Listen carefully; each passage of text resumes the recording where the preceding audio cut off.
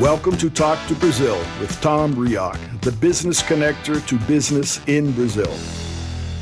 Talk to Brazil is a leading business podcast, talks with business experts throughout the world. I'm Tom Rioch, an American known as the King of Networking, connecting people from my studio in Brazil. Today's guest joining us from São Paulo is Daniel Bland, a business insight specialist, corporate communication in the Americas, and founder of Fleet Mobility Today. So Daniel, as an analyst and writer providing in-depth business news, tell us about Fleet Mobility Today as a communication channel for corporate fleet and mobility management. Okay, well, hello, Tom. So first of all, thank you. It's great to be here again on Talk to Brazil. Well, I guess Fleet Mobility Today it's like you said, it's a communication channel. And what we do is publish fleet and mobility insight in the Americas and basically focus on the B2B market. Mm-hmm. So mainly on the larger countries. You know, there are a lot of countries in America. So United States, Mexico, Brazil, Argentina, Colombia, and maybe Chile and a couple other countries. Mm-hmm. So we support, of course, by disseminating information with video, and also written material and audio. So audio is coming up soon. And our goal, I don't know, what I want to do is I seek to reach fleet managers that deal with corporate fleet. You know, they got managers that operate 100 cars, 1,000 cars, 5,000 cars, but also the supplier of these cars. Right. So they could be automakers, maybe leasing companies, and then, you know, the suppliers, other companies that have other products and services that are related to fleet and mobility. So right now I'm kind of focusing more on video with we have the snapshots and the expert talks and then the charla con amigos. Mm-hmm. The snapshots. Yeah, the last one is in Spanish. So charla con amigos is chat with friends. Kind of like what Tom does here. He chats with friends and business people. So for the snapshots, I just focus on like a specific country. Could be, the first one was about the United States, and I talk a little bit about, it's a little video clip, talk about the economy of the country, the fleet profile, maybe the energy matrix, the pricing of energy in that mm-hmm. country. So that's the snapshots, and it gives people an idea of, kind of a profile of a specific country. Then the other one is expert talks. So it's kind of like what Tom is doing here, where I interview someone. It's like maybe a vehicle procurement expert, maybe a fleet manager, right. Or like I said, maybe someone that's supplying cars or other products and services. And then the last one, which is charla con amigos, means chat with friends. It's almost the same thing, but it's in Spanish, and it's done out of Mexico with a colleague of mine, and his name is Jaime Bringas. When you look out into these countries, Mexico, Brazil, Argentina, Colombia, and Chile, less the United States, say the Spanish-speaking and Brazil, there's a lot in common. Are fleets, is there a commonality amongst fleets and fleet management? So I know here in Brazil we have large fleets. You have the energy companies, you have the telephone companies. They have huge fleets of cars. Is that typical in these other countries? Yeah, the fleets are pretty huge. I would say if you compare to North America, in Latin America, they are more focused on benefit cars. Mm. So if you have like an executive, or maybe not even executive, like a salesperson or maybe someone that's like, basically the benefit cars, there are more in Latin America than like we would see like in North America or United States. Right. Because in the United States, we have the capacity, we can just get the cars a little bit more accessible, and, we have a salary a bit higher, so we can just buy our own cars. So people like the benefit cars in Latin America. So it's like it's something interesting that's an addition to your salary. And so as I work also with the leasing of these vehicles, I guess the difference would be like the Mexico, they kind of follow the same type of leasing model as they have in the United States, mm-hmm. which is kind of like an open-end leasing where you have more flexibility at the end of the contract to maybe buy the car, but then you take on more risk of the residual value. So it's a different type of model. So but that's in Mexico. So the rest of the Latin America, I guess they would follow more like the European model.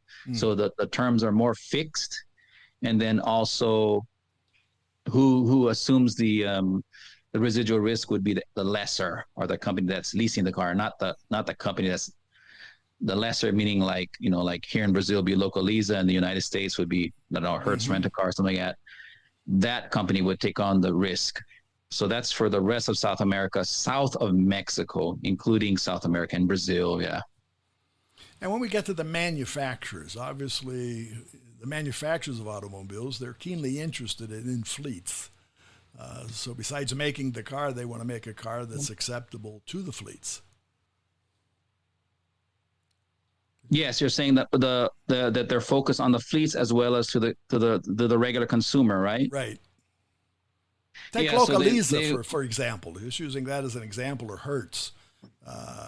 Recently, in taking Hertz as an example in the States, they obviously they were one of the first to use the electric vehicles, and now they've decided to give them all back because they felt that there was a resale value to drop. So there's interest because they're leading with thousands of automobiles. So one thing is the purchase and how you purchase it. The second thing would be maintenance and how you keep it going. And then the third, what you mentioned, is a resale value. What's the after sale value of any car? Yeah. So when you're dealing with the corporate fleet, of course, you need to consider the resale value. And like you said, Hertz, I believe they're selling off about 20,000 vehicles. They bought a huge amount from Tesla. And I think in general, like what's happening maybe in the United States, around the world, is that the electric transition fever, hit, but it's maybe not as good as they think. It's, I'm not against it. They're interesting vehicles, but they are set. So like Hertz is selling them off. So you need to, think about the residual value because for the electric cars, in general, they lose value more than a combustion engine vehicle, huh? Because you got new technologies coming out, new battery technologies. So this is something that you have to consider in your purchase price. And besides, they are more expensive upfront. Of course, when you operate them, the cost to drive per mile or per kilometer is less. They have much less parts inside the car, so less maintenance. We don't have to put oil in the car and stuff like that, except for transmission oil. So this is something that you have to consider for a corporate fleet. Well, I think the last time I interviewed you was several years ago, and one of the points we talked about at that time, when electrical vehicles were coming out. But in today's world, talking 2024, for a fleet manager, it's more complex than it was 5 years ago. There are more variables amongst the purchase, the type of vehicle, let's say the shelf life of a vehicle, the operational part. So their job's not easier, is it? Yeah, they're becoming like mobility managers. I don't know, because a lot of the younger generation, maybe they don't even care as much as I do to have a car. So maybe they'll just take a Uber or Lyft or whatever, something like that. So it's more complex. They have more things they need to think about. And with the onset of electrification, a lot of them, they don't understand all the aspects of it in the United States as well, but even maybe more so in Latin America, which is a little bit behind. So more complexity involved. Well, in Brazil, for example, we've seen massive, and I'm saying recently, massive amounts of investment by the automobile manufacturers. And what I've seen in several of these announcements, they're not necessarily focusing on increasing production. Many of them seem to be focused on research and development and innovation. So is that changing the ball game? Yeah, so you need to do research and development on electrified vehicles. And like you said, in Brazil, we got Stellantis boasting about 30 billion reais in investment, Toyota with 11 billion reais. So if you're outside Brazil, you divide that by 5 to get an idea of what it is in dollars, more or less 5. Not only electrified cars, but coming up, maybe not in Latin America that much, but we have autonomous vehicles. So you need to do a lot of research and of that taking place. More so up north in the United States, we have like in California, we have companies like Waymo. You can like get a car and there's no driver in the car. It just picks you up. And so, and that, then, yeah, you have to, I think people are getting more used to that. Maybe some people are a little concerned about that, but in reality that you might have like a human driver that would drive worse than an autonomous car if they're having problems with their spouse or something like that. Right. But to the fleet manager here throughout Latin America, they're in charge of all that. Their thinking process takes everything into account. They're in charge of the. Sorry, what do you mean? Charge of what? The acquisition of the vehicle, the maintenance. So they're the boss for the vehicle once they decide to buy it, and a fleet. Yeah, it depends how they can take care of everything, or they can outsource part of it. Mm-hmm. So they can buy the cars outright and they manage everything in house within the company, or maybe they might they want to focus more on their on their main job, or the company's core business, and then outsource it to like a leasing company, and then they would take care of the maintenance for them, and for a fee. Lots of time the fee is reasonable, but it really depends on the company and how they want to deal with their management. So again, that's a business decision. So a fleet manager is part of the business decisions of any corporation. Yes, the business decision, and also in Latin America, they deal a lot with the human resources, mm-hmm. and because it's related to vehicle benefits. Right. And I think that's the change, because historically, when you're talking about the benefit car, that decision sort of resided in the human resource, right? And obviously the financial part of corporations. But when you're talking of the hardcore management of vehicles that are service-oriented and not benefit-oriented, that could change within an organization, right? Yeah, so the service, like you're saying, like maybe like a person that has like a truck that does maintenance, maybe on the light poles or something like that. Right. That's the other side. That's not the benefit side. And